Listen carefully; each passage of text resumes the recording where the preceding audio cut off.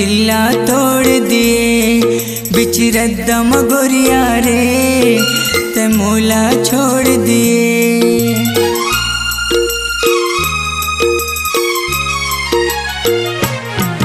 मैं माया तोला कर था ते दिल्ला तोड़ दिए बिच रद्दम गोरिया रे ते मोला छोड़ दिए। मैं माया तोला कर था ते दिल्ला तोड़ दिए बिच रद्दम गोरिया रे ते मोला छोड़ दिए। कैसे का होगे तोला का बस समझे नहीं ते मोला मोर मन ला जान लेते मोर दिल्ला समझ रे पुष्पा।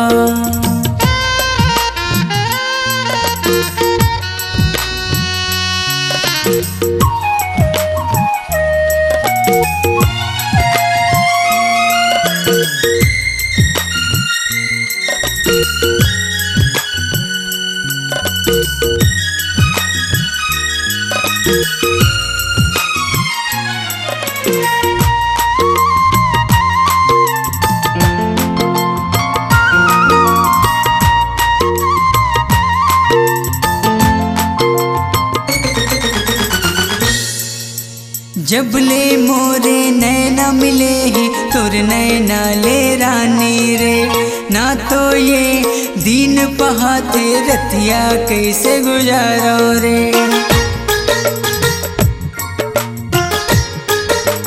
हो बेरी बेरी तुर सुरता थे तोला कैसे भुलाओ रे।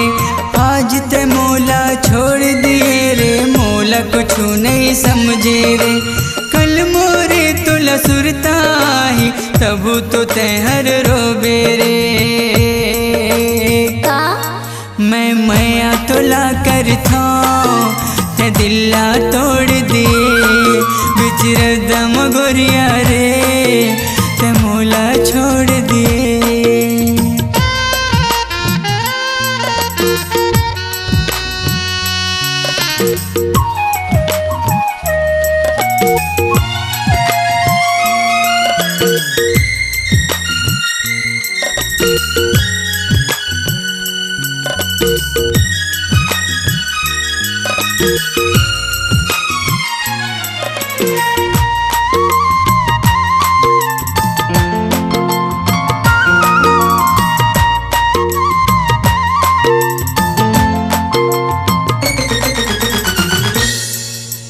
का मजबूरी हो गे गोरी मोला समझ नहीं आइस रे।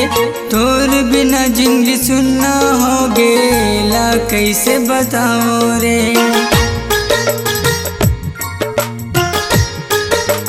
ओ मोर ये जिंदगी तोर ले शुरू है तोर माँ खत्म है रानी रे।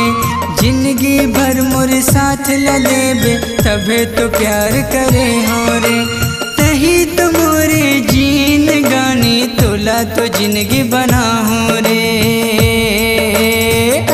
के अड़बड़ माया तोला कर था ते दिल्ला तोड़ दिए बिच रद्दम गोरिया रे ते मोला छोड़ दिए।